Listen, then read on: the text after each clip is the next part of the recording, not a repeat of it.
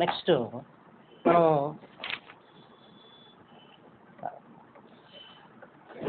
మనం ఏంటి vowels lesson నేర్చుకుంటున్నాం కదా.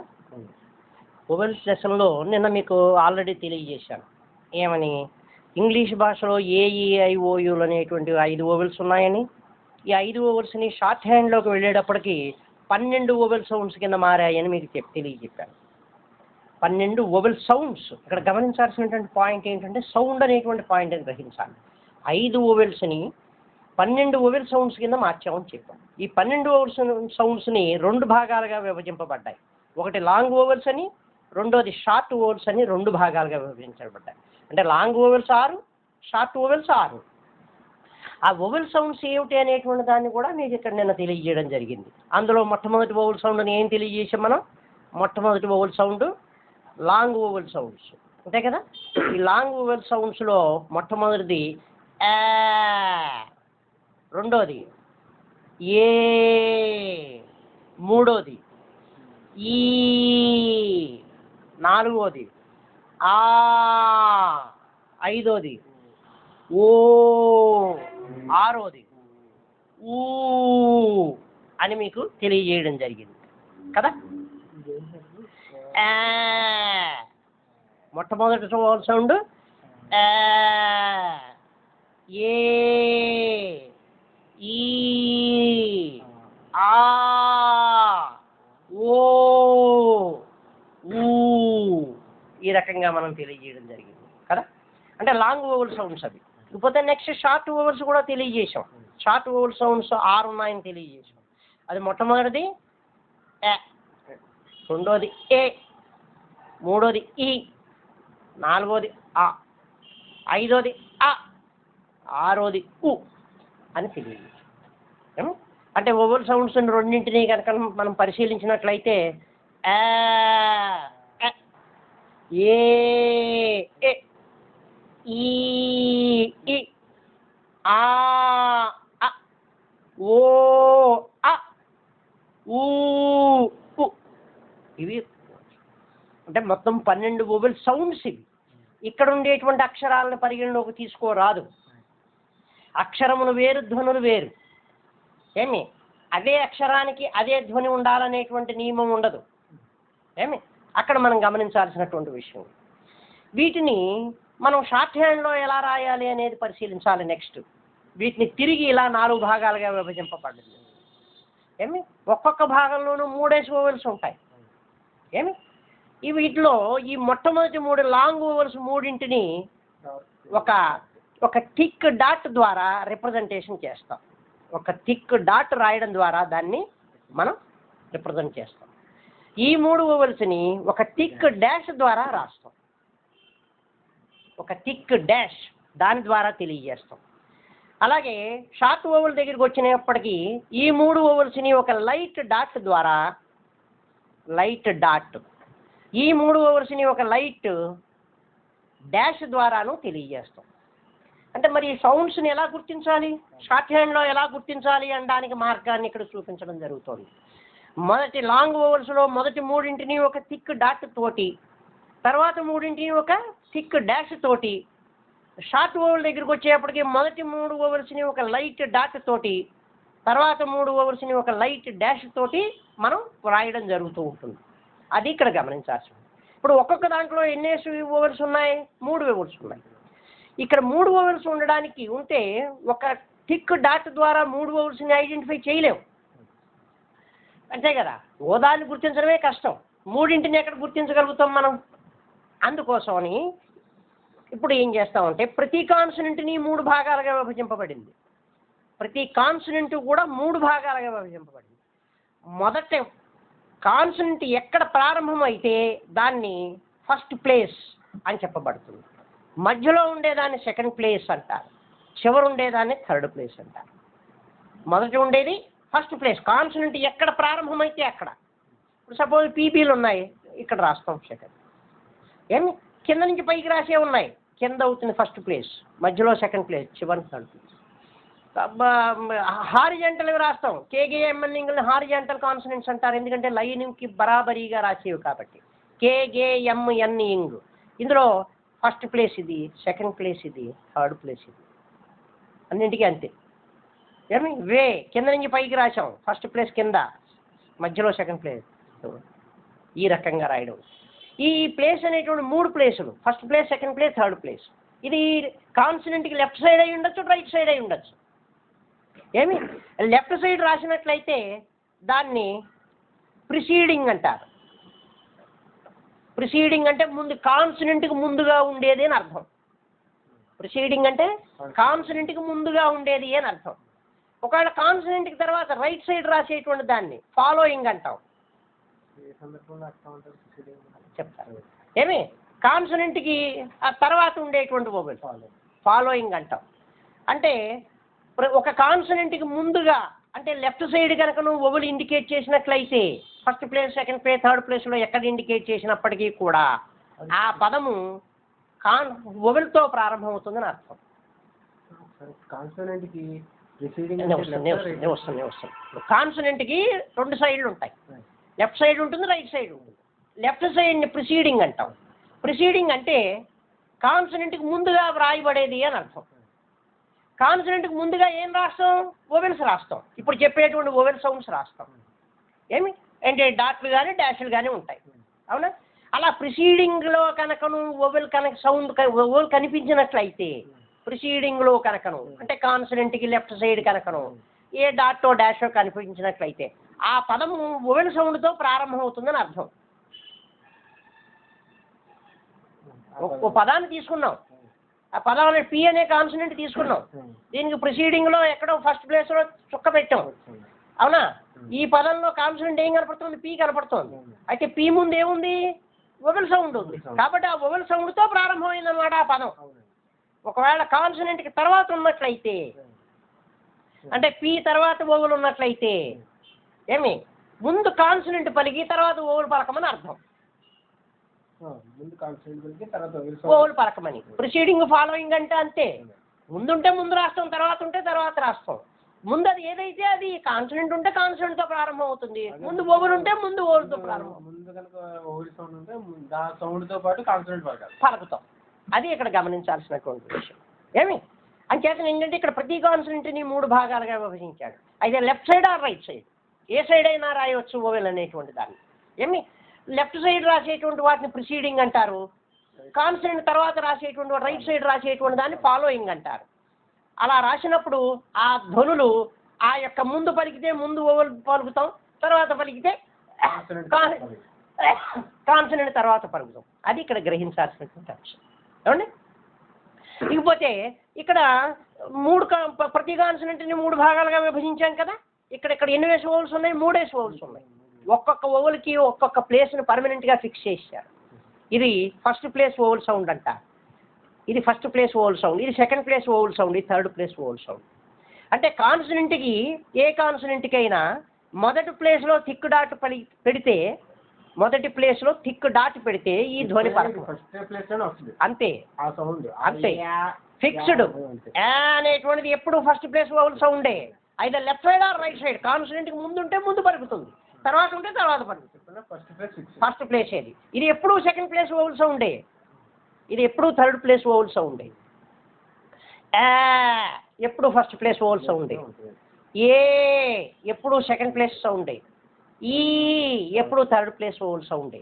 ఏమి ఏ కాన్సనెంట్కి అయినా ఆయా ప్లేసుల్లో ఆ యొక్క ధ్వనిని తెలియజేస్తూ ఉంటాయి ఆ వొవెల్స్.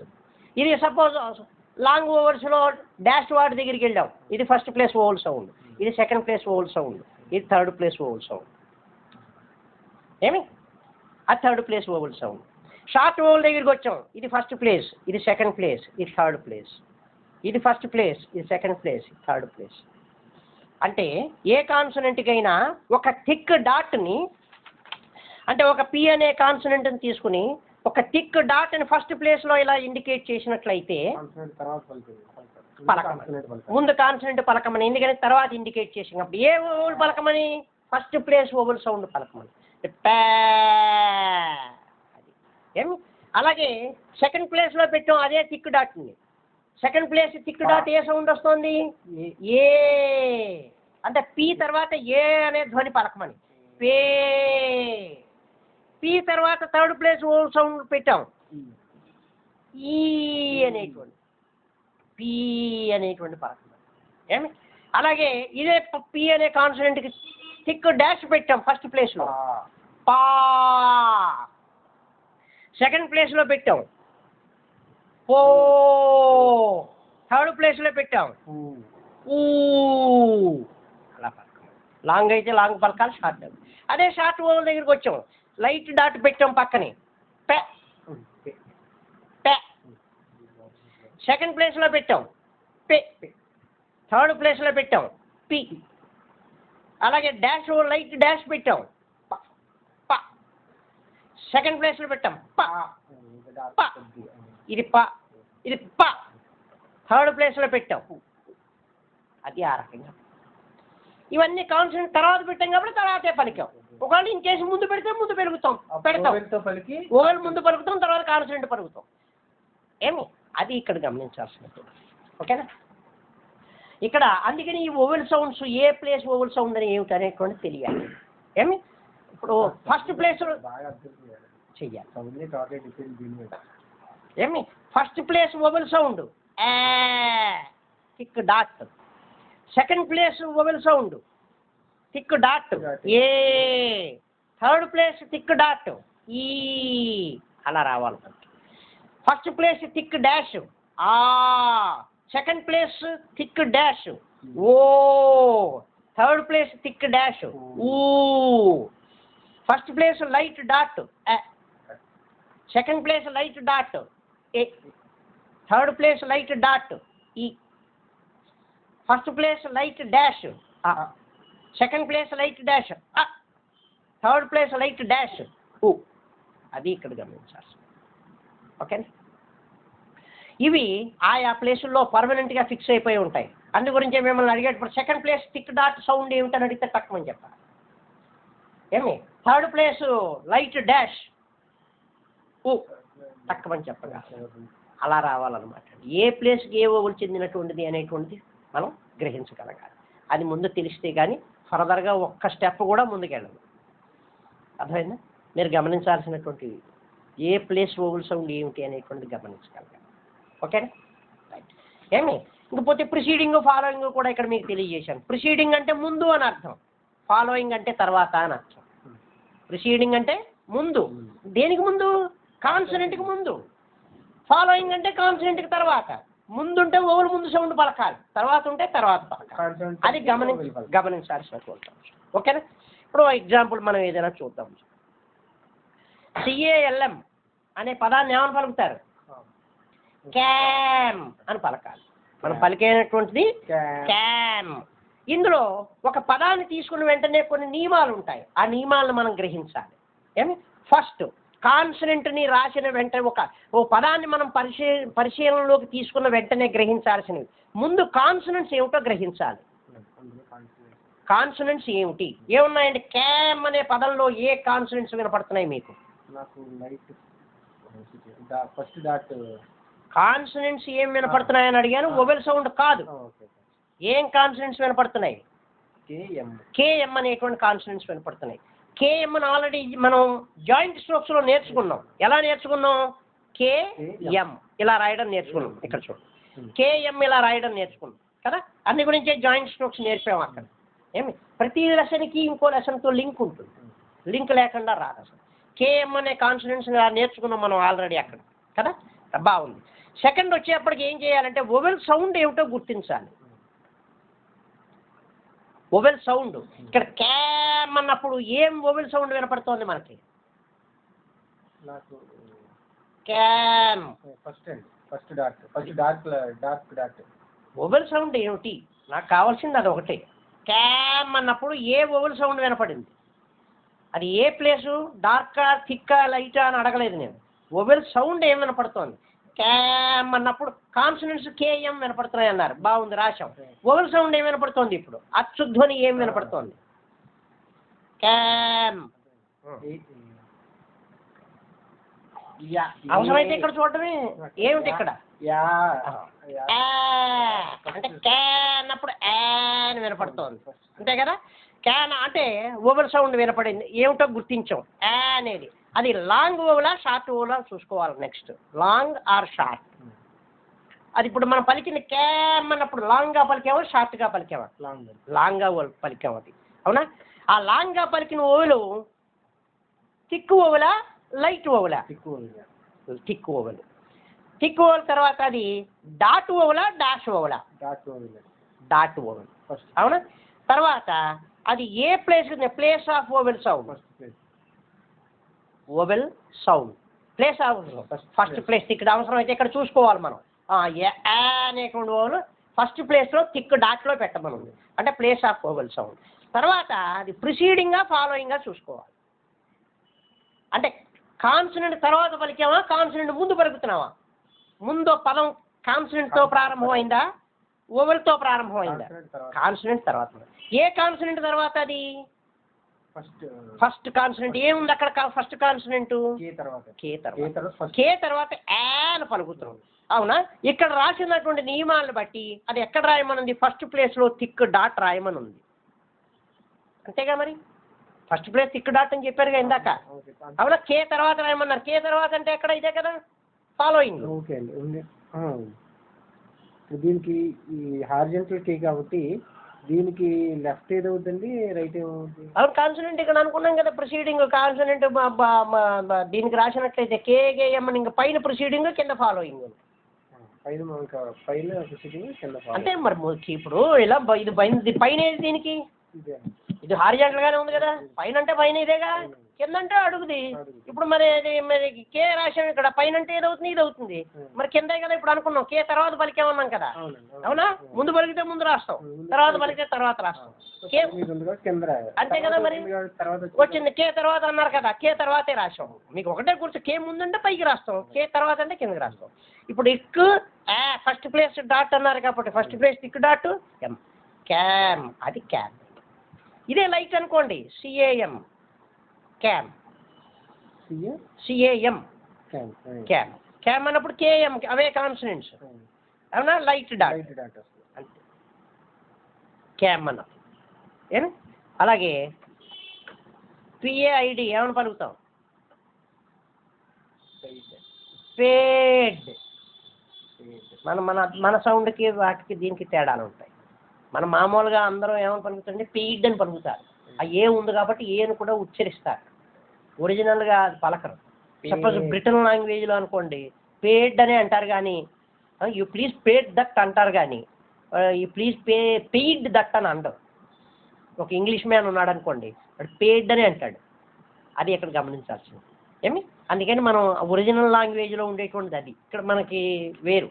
ఇక్కడ మన ఆంధ్రప్రదేశ్లో స్పష్టత ఎక్కువ, ప్రతి అక్షరానికి ఇంపార్టెన్స్, ఆ అక్షరం అందులో కనిపించేలా మాట్లాడతాం మనం. అయితే ఇంగ్లీష్లో అలా ఉండదు. పిఏఐడిని పేడ్ అని పలుకుతాం. ఏమి ఇప్పుడు ఇక్కడ రూల్స్ చూసుకోండి. ఇందులో ఇలా చూడండి, అట్కేసి రూల్స్ని. ఇందులో మొదట ఏముంది? కాన్సనెంట్స్ ఏమున్నాయి? ఇందులో కాన్సనెంట్స్ ఏమున్నాయి? పేడ్ అన్నప్పుడు పీడి అనే కాన్సనెంట్స్ ఉన్నాయి. పీడి అనే కాన్సనెంట్స్ మీరు ఇదివరకు ఆల్రెడీ ఇలా నేర్చుకున్నారు అక్కడ జాయింట్ స్ట్రోక్స్లో కదా, అదిగో రాసాం, అలాగే రాసాం. మీరు ఎలా నేర్చుకున్నారో అలా. నెక్స్ట్ ఏముంది? ఓవెల్ సౌండ్ ఏముంది? పేడ్ అన్నప్పుడు ఏం ఓవెల్ సౌండ్ వినపడుతోంది? పేడ్. ఏ అనే ఓవెల్ వినపడుతోంది. అది లాంగ్ ఓవెలా షార్ట్ ఓవెలా? లాంగ్ ఓవెల్ పలుకుతోంది. థిక్ ఓవెలా? అంటే థిక్గా రాస్తావా లైట్గా రాస్తావా? థిక్గా రాస్తావు. డాట్ ఓవెలా డాష్ ఓవెలా? Dot vowel. Place of vowel sound. Next అండి కాన్సనెంట్ తర్వాత place of vowel sound. First ప్లేసా, సెకండ్ ప్లేసా, థర్డ్ ప్లేసా? ఫస్ట్ ప్లేస్ ఏ అనేది ఏ ప్లేస్లో ఉందో చూడండి అక్కడ. ఇది ఏ పే అన్నాం కదా ఇక్కడ, అన్నప్పుడు ఏ అనే సౌండ్. ఇది ఏ అంటే ఇది ఏ ఈ, ఇది అది ఏ తేడా చూపిస్తాను, చెప్తాను. ఇది ఏ ప్లేస్ ఉంది? సెకండ్ ప్లేస్ లో రాయమంది. ఎలా రాయమని ఉంది? టిక్ డాట్ ద్వారా రాయమంది. పీకి సెకండ్ ప్లేస్. పీ తర్వాత పలికామా, పీ ముందు పలికామా? పీ తర్వాత పలికాం అంటే ఫాలోయింగ్. అంటే పీ తర్వాత అంటే ఇటే కదా, అంటే గో సెకండ్ ప్లేస్ లో టిక్ డాట్. అదిగో పేడ్. పీకి తర్వాత వచ్చింది కాబట్టి ఫాలోయింగ్ సెకండ్ ప్లేస్. అంతే కదా మరి, పేడ్. ఏమి ఇక్కడ ఓవల్ దగ్గరికి వచ్చినట్లయితే ఇది ఆల్మోస్ట్ ఆల్ ఏమి, ఇది ఏ, అది ఇది ఈ, ఆ, ఓ, ఇది యా అనే, కానీ కాన్సనెంట్ సౌండ్ లో పలకూడదు. మీకు తెలియడం గురించి రాస్తున్నాం కానీ ఒరిజినల్ గా అది కాన్సనెంట్ యా అనేది.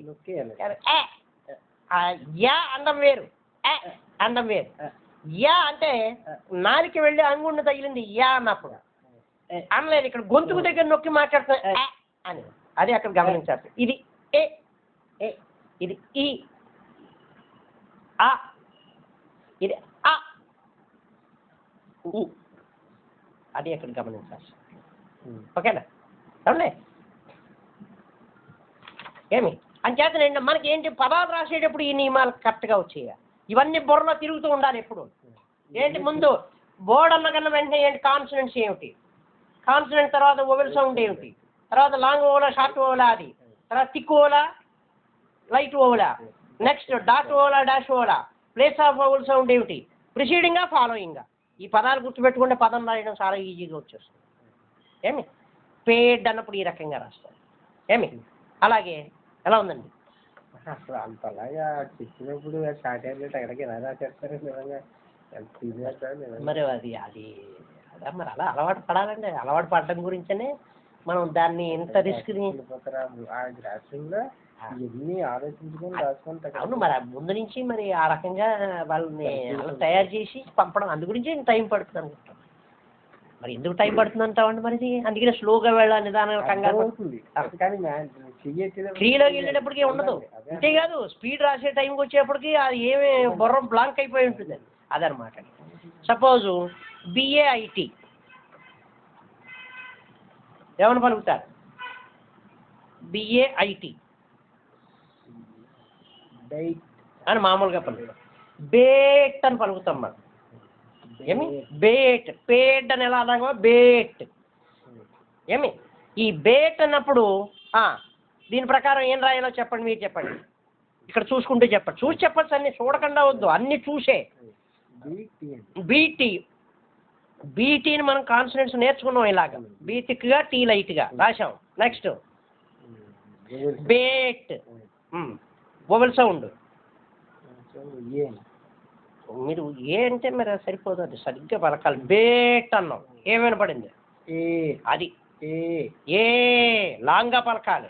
ఇప్పుడు బెట్ అన్నాం అనుకోండి, షార్ట్ అయిపోయింది, అర్థం మారిపోతుంది, అక్షరం మారిపోతుంది. కావాలంటే తేడా చూసుకోండి, ఇక్కడ ఏ, ఇక్కడ ఈ అక్షరం వేరు, ఇక్కడ ఏ, ఈ అక్షరం మారిపోయింది, మరి స్పెల్లింగ్ మారిపోదు. అంచేతనమాట బేట్ అన్నప్పుడు బీటీ కాన్సనెంట్స్. ఏ అనే ఓలు పలికం, అది లాంగ్ ఓలా షార్ట్ ఓలా? Long vowel. థిక్గా పలుకుతాం, థిక్గా రాయాలా లైట్గా రాయాలా? థిక్గా రాయాలి. డాటా డాషా? Dot vowel. Place of vowel sound second place. Preceding following అంటే ముందు పలికామా తర్వాత పలికామా?